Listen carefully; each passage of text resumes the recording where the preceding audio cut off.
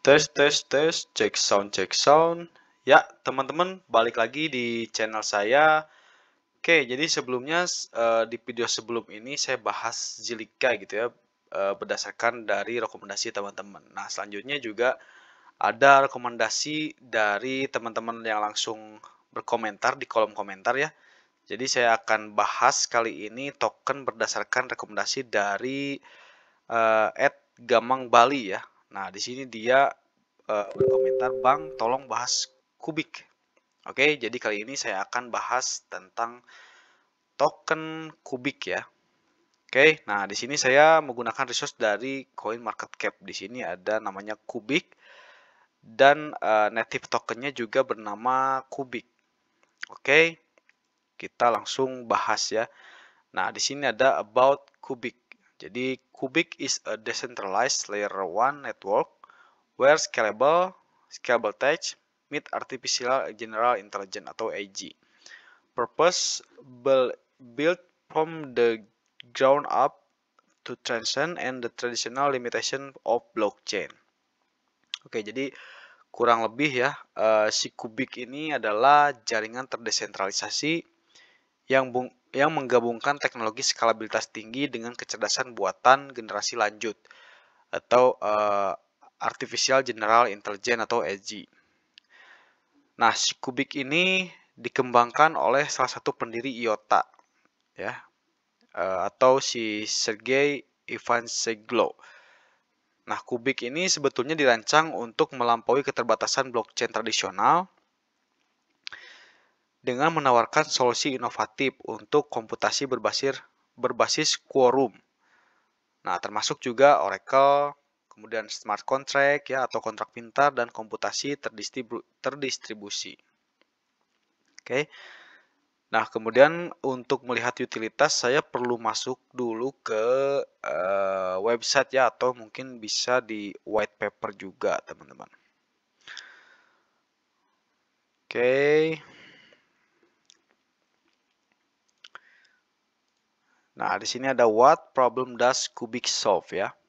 Nah, di sini ada beberapa yang jelas seperti penjelasan tadi di CoinMarketCap ya. Jadi si utilitas Kubik juga antara lain adalah komputasi berbasis quorum. Jadi si Kubik ini memungkinkan komputasi terdistribusi yang aman dan efisien. Ini juga memungkinkan berbagai perangkat untuk bisa berkolaborasi dalam menyelesaikan tugas-tugas kompleks ya, tanpa memerlukan otoritas terpusat. Jadi tetap terdesentralisasi. Nah, kemudian juga si Kubik ini mempunyai smart contract juga seperti di Ethereum ya, dan juga dia mempunyai Oracle. Jadi dia mendukung kontrak pintar, kemudian Oracle ya. Nah, Kubik ini memfasilitasi integrasi antara dunia nyata ke dalam ekosistem blockchain. Jadi membuka peluang untuk aplikasi yang lebih canggih dan lebih responsif ya. Nah, kemudian si Kubik ini juga dioptimalkan untuk dieksekusi AI berkecepatan tinggi. Jadi menyediakan sumber daya komputasi yang memang efisien dan mengembangkan untuk pengembangan dan implementasi aplikasi AI. Gitu, teman-teman. Jadi ya garis besarnya kalau kita lihat dari utilitas dan about ya atau jati dirinya gitu, si Kubik ini masuk ke dalam narasi blockchain layer 1 ya, atau juga bisa masuk dia ke AI teman-teman, karena itu salah satu fokus dan utilitasnya ya. Juga dia bisa masuk ke dalam komputasi distribusi ya, masih sama lah ya seperti layer 1 gitu. Jadi dia bisa masuk ke narasi layer 1 kemudian AI. Oke, kemudian kita lihat bagaimana market outlook dari si Kubik ini. Kubik USDT. Oke, dia sudah dipasarkan gitu ya, atau dia sudah listing di Bitget nih. Oke, kita buka aja. Oke, nah inilah adalah market outlook dari si Kubik ya. Oke, jadi kita lihat dulu. Nah, si Kubik ini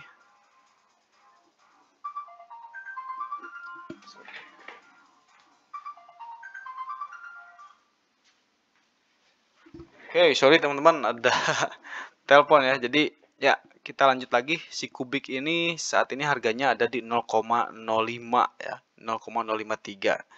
Dengan kapitalisasi pasar dia sudah ada di 300 juta. Kemudian volume perdagangannya ada di 60 juta juga. Oke. Kemudian kalau kita lihat dari segi market outlook, oke, di sini kita rubah dulu time frame-nya ke per hari.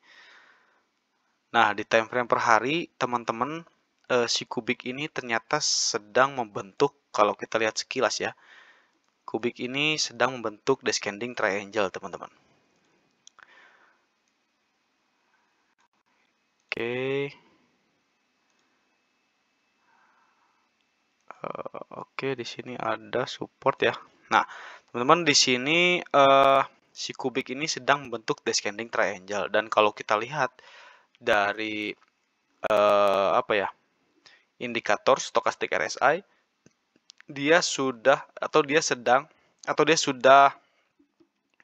lepas ya dari zona oversold. Jadi dia sekarang sedang akumulasi pembelian. Jadi dia baru saja lepas dari tren jenuh jual yang mengakibatkan dia akan ada penaikan drastis ya. Di sini kalau kita lihat dia sedang naik ya. Kemudian kalau melihat dari pola descending triangle-nya, mungkin pola si Kubik ini ini ada dua kemungkinan ya. Jika dia naik kemudian turun, dia akan terus ya sampai akhirnya dia breakout cukup tinggi mengikuti kenaikan sebelumnya. Jadi rentan harga sebelumnya mungkin bisa menjadi patokan.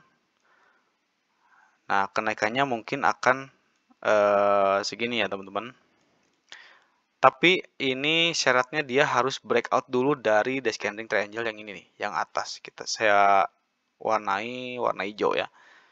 Nah, descending triangle-nya harus dia breakout dulu sampai dia bisa melakukan kenaikan seperti kenaikan pertama ya. Nah, di sini.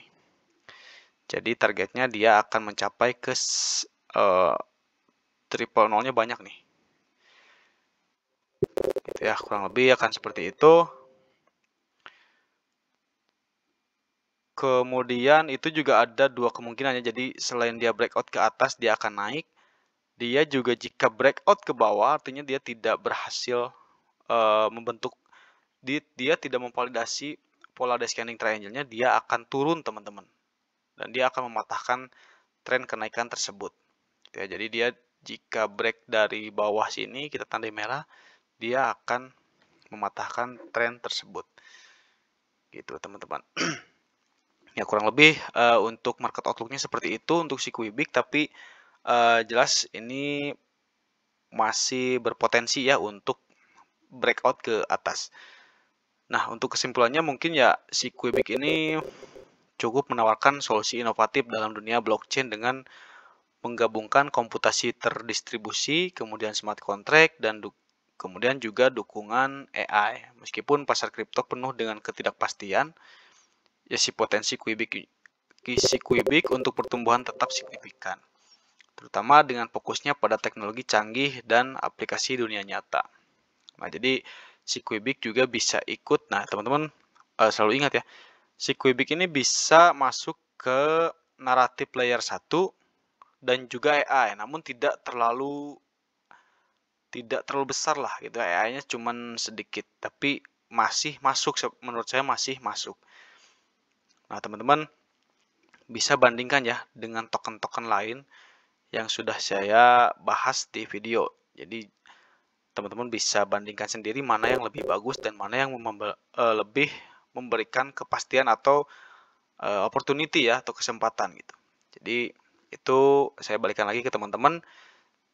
Jadi gitu aja paling untuk video kali ini. Terima kasih kepada siapa ya, ini Bang Gamang Bali. Oh, yang sudah berkomentar ya. Jadi untuk teman-teman yang mau saya bahas, boleh banget di komen dan juga jangan lupa like videonya ya. Oke, gitu aja paling untuk video kali ini. Sampai jumpa di video selanjutnya. Terima kasih.